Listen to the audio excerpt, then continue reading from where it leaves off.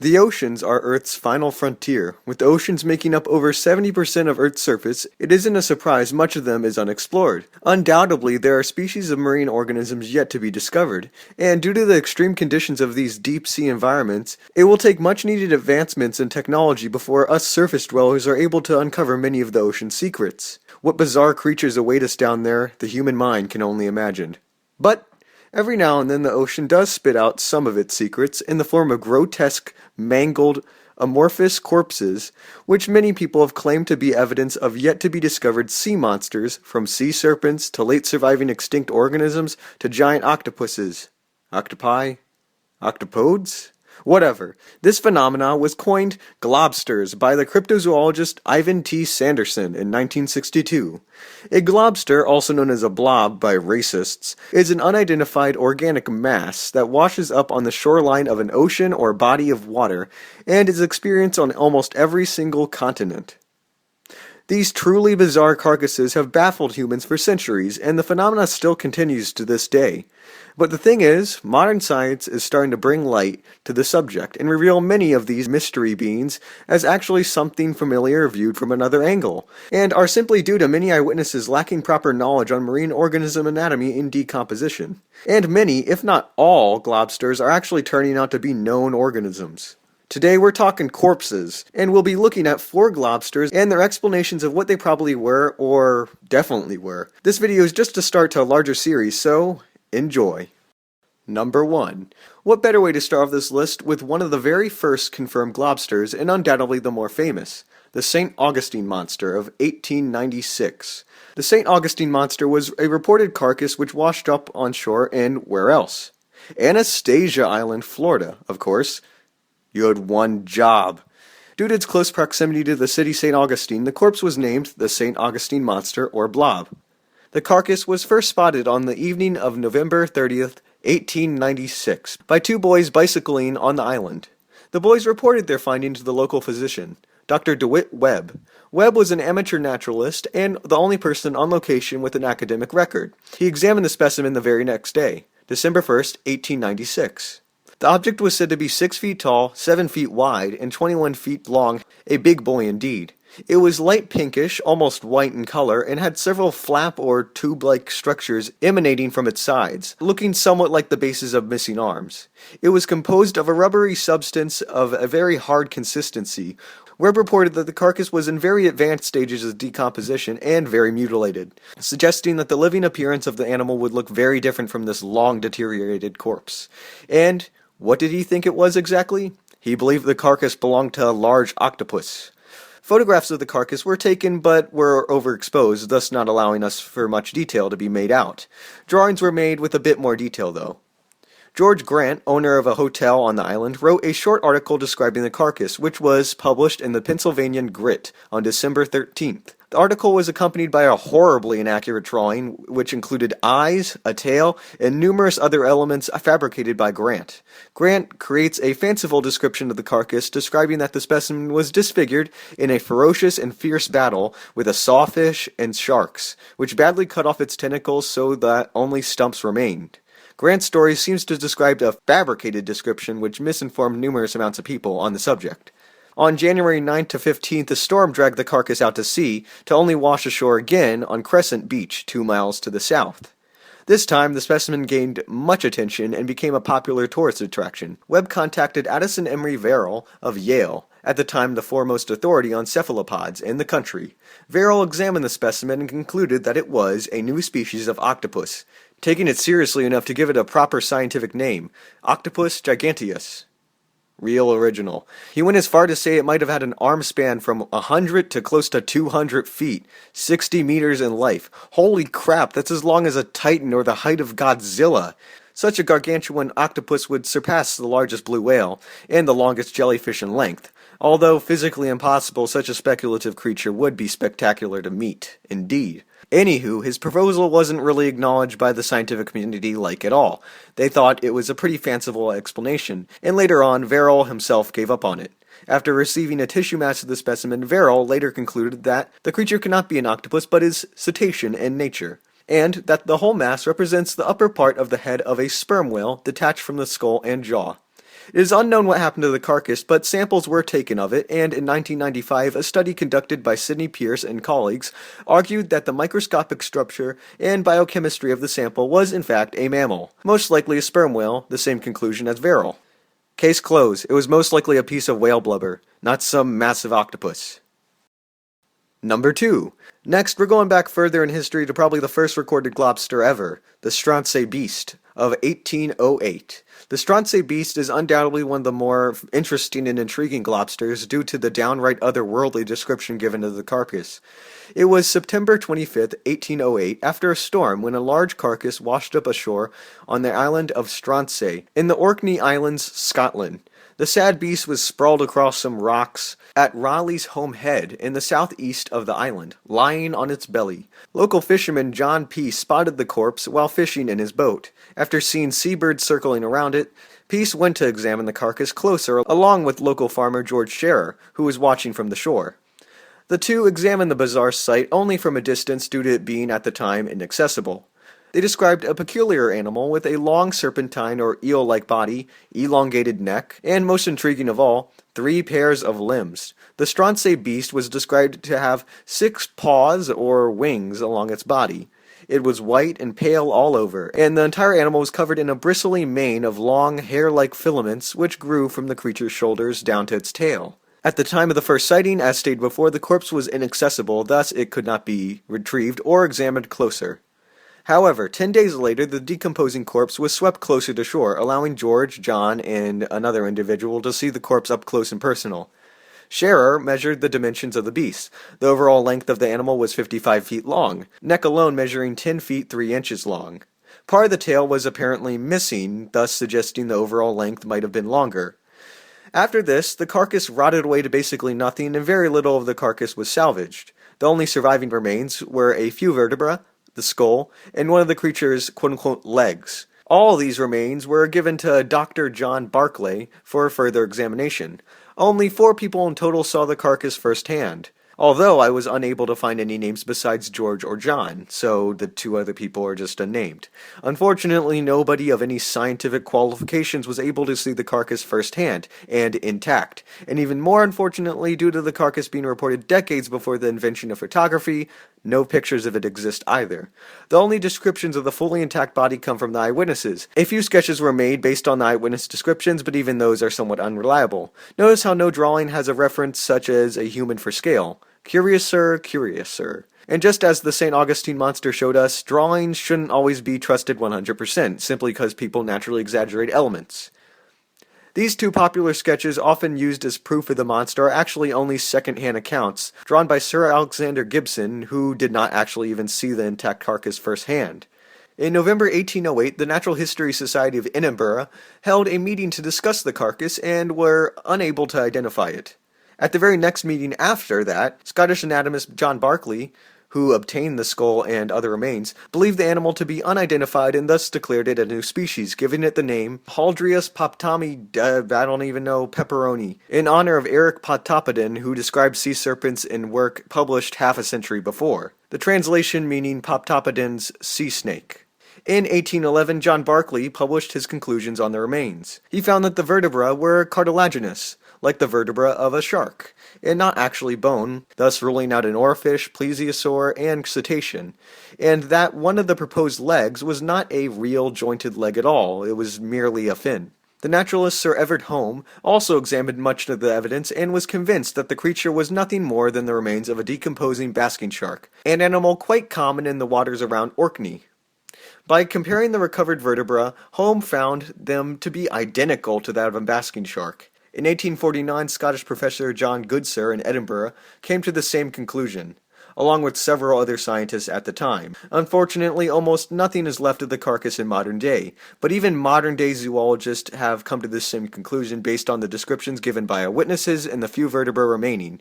PhD, zoologist, and paleontologist, and just all-around expert on vertebrates, Darren Nish, writes this concerning the Stronsay Beast in his recent and great cryptozoology book, Hunting Monsters. He says, despite excitement about the possibility of this being a genuine monster carcass, it was correctly identified in 1809 as a shark, and we can verify this today since the surviving drawings of its bones depict features unique to basking sharks. End quote. Now, I know what you might be saying. How the heck does this shark end up looking like a six-limbed eel thing? Well, the key lies in the physiology of the basking shark and how the animal decays. When basking sharks decompose, the entirety of the iconic gill apparatus is quickly lost simply due to it being easily decomposed. The loss of this gill region takes away the shark's characteristic jaws, leaving only the cranium and backbone exposed, giving the vague appearance of a small head and long neck, when in reality this entire region was the animal's jaws and not the neck at all, giving a remarkably lizard or plesiosaur-like appearance.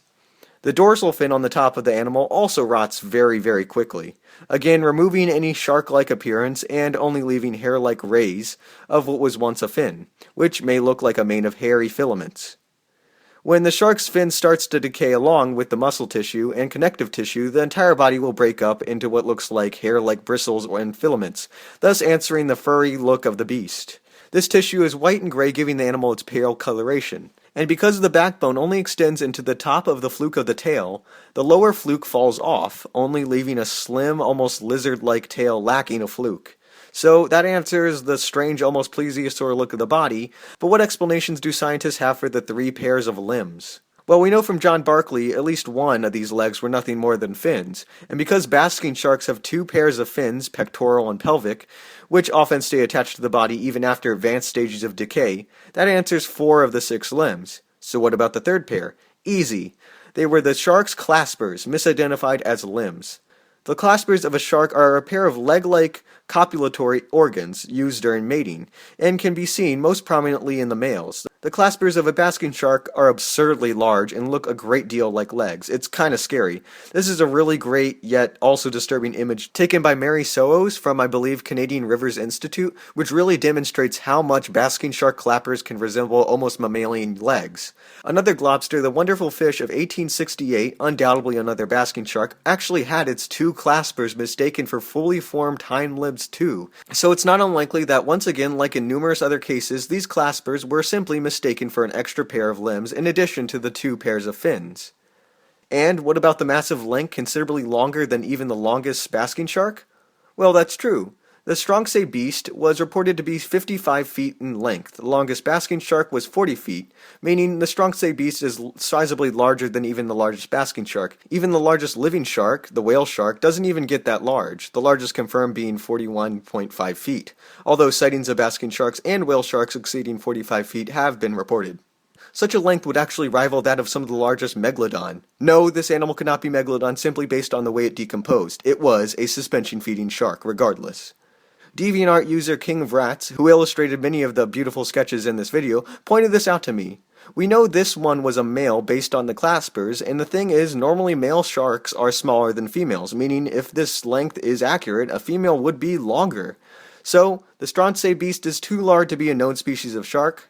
Well, not exactly. Even from the very beginning, scientists believe George Scherer made a miscalculation when measuring the original full-body carcass. Sir Everett Home, who studied the vertebra of the beast, suggested that the original was most likely around 36 feet, and that the eyewitnesses embellished the story to make it sound more impressive. It should be strongly noted that these measurements are based solely on eyewitness testimony and not measurements conducted by any scientist. The lack of sketches containing a human for scale in comparison to the carcass I also find troubling. It is quite possible a miscalculation was made, and some scientists suggest that that was the case.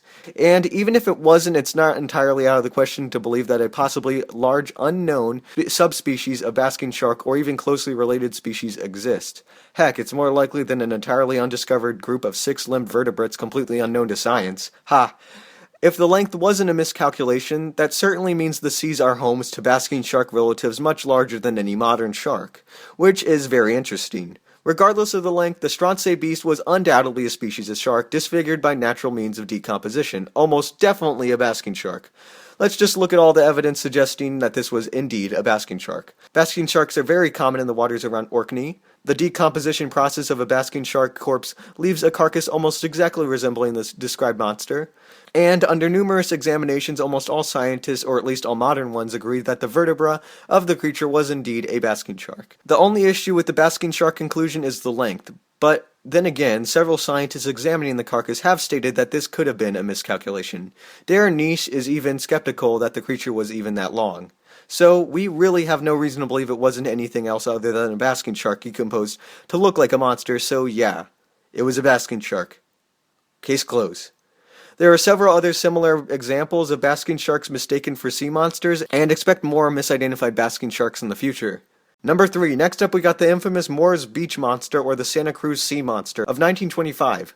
Oh yes, this one is super fascinating, not because of the creature and the mystery itself, but because of the countless lies and misinformation concerning the carcass spread around by the internet and TV shows.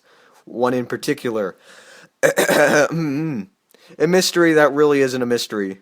Our story begins on Moore's Beach, which is now Natural Bridges State Beach, just northwest of Santa Cruz, California. In 1925, a carcass washed ashore and was quickly spotted by eyewitnesses, and fortunately several photos were taken of the carcass, along with several newspaper accounts. It was an elongated serpentine creature with a bizarre duck-like beak. It was around 20 feet long, although other sources claim that the carcass was around 50 feet long. But the photographs do not paint this image, and Darren Niche regards this as an over-exaggeration. If you are confused, just wait. According to various first-hand accounts, the beast was covered in feathers, hair, and wrinkled skin like an elephant. Of course, only the wrinkly elephant skin is visible in the few photos we have. Some sources also bizarrely report the presence of elephantine legs on the carcass, complete with toenails. It's difficult to tell from the photos where these proposed legs are on the creature, and they clearly aren't visible in the photos. Darren Niche and others suggest they never even existed and are just downright fabrication to gain publicity. Other sources report a whale-like or fish-like tail, as well as flippers. Descriptions of the creature are so varied it's hard to tell how much is true, and we really can only rely on the original photographs of the creature to help us understand what it is. All descriptions do agree on one thing. The animal had a huge head, a beak like rostrum, and tiny, derpy-looking eyes. As the story goes, a one E.L. Wallace was on the scene, and after examining the carcass declared that this was the remains of a plesiosaur, a toothless plesiosaur at that, something that has not been hinted at in the fossil record.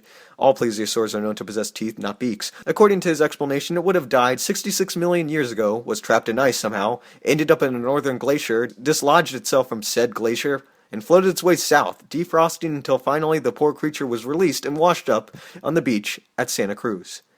Hey, sounds logical to me. I always get my scientific understanding from Ice Age of the Meltdown too. So, if not a plesiosaur, what was the Moore's Beach Monster? Well, I think Darren Niche puts it nicely when he said in his blog post, "The real identity of the carcass is obvious, and you'd have to be a bit of an idiot not to work it out, or at least not to work it out after a little bit of research." All scientists past and modern agree on the identity of the monster. It was, without a doubt, a decomposed Baird's beak whale, also known as Baird's four-tooth whale. Never heard of it? Well, that's probably because this animal has almost never been seen alive. The Baird's beak whale is very little known. First recognized in the mid to late 1800s, the giant beaked whales are massive snake-like mammals with a very long, prominent beak. The Baird's beak whale is the largest of the genus and can get up to 39 to 40 feet long in length, and are known to inhabit regions of the northern Pacific Ocean, in the same region where the proposed monster was found.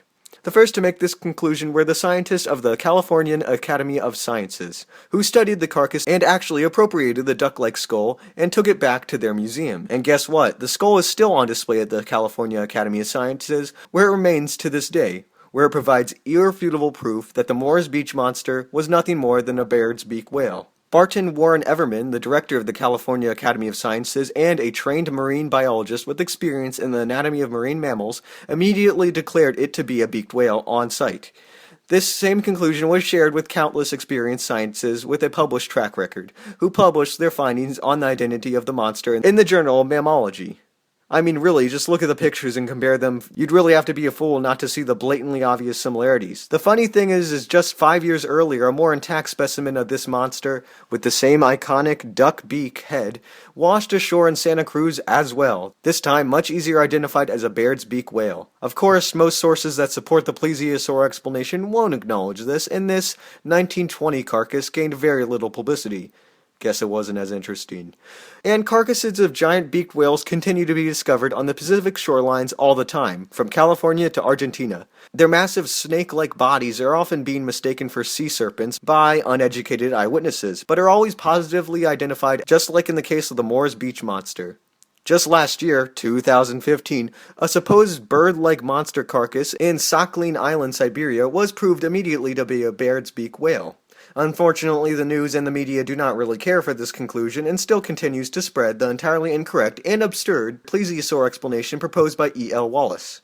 Shows like Lost Tapes and numerous internet sources continue to claim that this easily explained corpse was still a yet-to-be-discovered sea serpent, or dinosaur, or plesiosaur. Such as this one that claims it is a dinosaur, which makes absolutely no sense, because almost all dinosaurs, with the exception of some spinosaurs, were entirely terrestrial. This guy is quite popular among some creationists who claim it is irrefutable proof of plesiosaurs still existing alongside man, and therefore, Jesus? Even if this is an unknown animal, which it most definitely is not, it wouldn't be a reptile and would be classified as a mammal regardless. It's funny that nobody acknowledges the real mystery here, the man who proposed the original plesiosaur explanation in the first place, E.L. Wallace. Aside from the Moore's Beach event, there is no record of him. There is no record of any prior or post publications, academic history, or really anything to confirm he actually existed. Several other people, such as Deep Seas News, Douglas Long, have searched for any evidence of his existence from scientific literature at the time, and all have found absolutely nothing even mentioning E.L. Wallace. Simply put, E.L. Wallace, the phantom scientist, with the absurd explanation never existed, and it appears E.L. Wallace was just a hoax. Probably completely fabricated by the media to gain publicity. Or maybe he was the real monster. No, that's stupid. Regardless of the identity of the phantom scientist E.L. Wallace, the Moore's Beach monster's identity was, without a doubt, a Baird's beak whale. Case closed. Number 4. And let's end this episode out with a somehow worse mystery than the Moore's Beach monster. Yeah, really. The Ataka carcass of 1956, also known as the worst mystery ever. As the story goes, in 1956, the carcass of a large animal washed up on the shore in Egypt. And eyewitnesses described a fat creature with 2 massive walrus-like tusks. Some reports apparently described the animal as having a baleen, a filter feeder system, inside the mouths of some whales. All I need to show you guys is the skeletal structure of a baleen whale, and it quickly becomes apparent that the tusks are nothing more than the lower jaw of a baleen whale. Fortunately, the carcass was identified as such, being classified as a bride's whale shortly after its discovery. But just like the Moore's Beach monster, misinformation has perpetuated this completely non-mystery, as many internet sources still claim that the carcass belongs to an unidentified tusked animal. I just can't believe people nowadays still fall for this one. Well, that's just the world for ya. And on that depressing note, thanks for watching, and stay tuned for the next episode where I discuss the most famous mystery globster of them all, the Zuayo Maru carcass, a proposed late-surviving plesiosaur, as well as a few other truly bizarre carcasses like Trunco and Gambo. I hope you enjoyed this episode and enjoyed the next part of this series. I've been Trey the Explainer, and thank you so much for watching, and I will see you next time.